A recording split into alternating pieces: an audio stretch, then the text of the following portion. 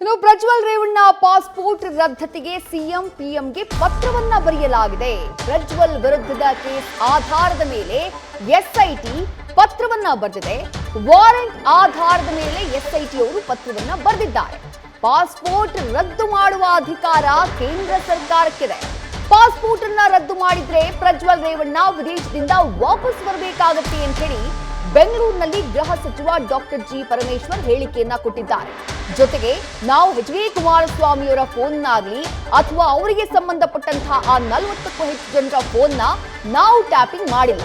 If in case ಅವರ ಬಳಿ ನಿಖರವಾದ ಮಾಹಿತಿ ಇದ್ರೆ ಕೊಡ್ಲಿ, ನಾವು ತನಿಖೆ ಮಾಡ್ತೀವಿ ಅಂತ ಹೇಳಿ ಬೆಂಗಳೂರಿನಲ್ಲಿ ಗೃಹ ಸಚಿವ ಡಾಕ್ಟರ್ ಜಿ ಪರಮೇಶ್ವರ್ ಹೇಳಿಕೆಯನ್ನ ಕೊಟ್ಟಿದ್ದಾರೆ.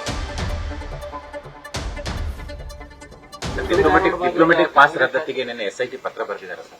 ಪ್ರಜ್ವಲ್ ಡಿಪ್ಲೊಮ್ಯಾಟಿಕ್ ಪಾಸ್ ಸರ್ಕಾರದಿಂದ ಬರೀತೀರಾ, ಸಿಎಂ ಕೂಡ ಬರೀತಾರೆ? ಇಲ್ಲ, ಸಿಎಂ ಬರೆಯೋದು ಈಗಾಗಲೇ ಪ್ರಧಾನಮಂತ್ರಿಗಳಿಗೆ ಸಿಎಂ ಬರೆದಿದ್ದಾರೆ. ಆದರೆ ಕಾನೂನು ಪ್ರಕಾರ ಇಲಾಖೆ ಬರೆಯೋದೇ ಬೇರೆ. ಈಗ ವಾರಂಟ್ ಇಶ್ಯೂ ಮಾಡಿದ್ದಾರೆ. ವಾರಂಟಿನ ಆಧಾರದ ಮೇಲೆ ಅವರು ಪತ್ರ ಬರೆದಿದ್ದಾರೆ. ಈ ತರ ವಾರಂಟ್ ಇಶ್ಯೂ ಆಗಿದೆ, ನೀವು ಡಿಪ್ಲೊಮ್ಯಾಟಿಕ್ ಪಾಸ್ಪೋರ್ಟ್ ಅನ್ನು ಕ್ಯಾನ್ಸಲ್ ಮಾಡಿ ಅಂತ ಹೇಳಿ ಬರೆದಿದ್ದಾರೆ. ಅವರು ಕ್ಯಾನ್ಸಲ್ ಮಾಡಿದ್ರೆ ತಕ್ಷಣ ಆದೇಶದ ಪೇಪರ್ಸ್ ಇರೋದಿಲ್ಲ, ಅವ್ರಿಗೆ ಅಲ್ಲಿರೋದಕ್ಕೆ ಸಾಧ್ಯ ಆಗಲ್ಲ, ಆಗ ವಾಪಸ್ ಬರಲೇಬೇಕಾಗುತ್ತೆ.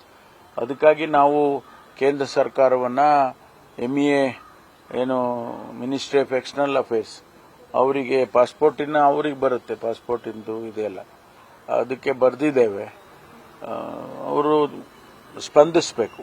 ಅಲ್ಲ, ನಾನು ಹುಬ್ಬಳ್ಳಿಯಲ್ಲಿ ಹೇಳಿಕೆ ಕೊಟ್ಟಿದ್ದೇನೆ ಅವರಿಗೆ. ನಾವು ಸರ್ಕಾರದ ವತಿಯಿಂದ ಯಾರ ಫೋನನ್ನು, ಅದರಲ್ಲಿ ಕುಮಾರಸ್ವಾಮಿ ಅವರದಾಗ್ಲಿ ಅವರ 40 ಜನ ಏನು ಹೇಳಿದ್ದಾರೆ ಅವ್ರದ್ದು ಯಾವ್ದು ಫೋನು ನಾವು ಮಾಡಿಲ್ಲ ಅಂತ ಹೇಳಿದ್ದೇನೆ.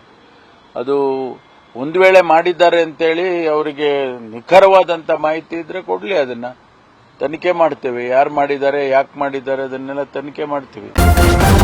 ನ್ಯೂಸ್ ಫಸ್ಟ್ ನಿರ್ಭೀತಿಯಿಂದ ನಿಮ್ಮ ಪರವಾಗಿ.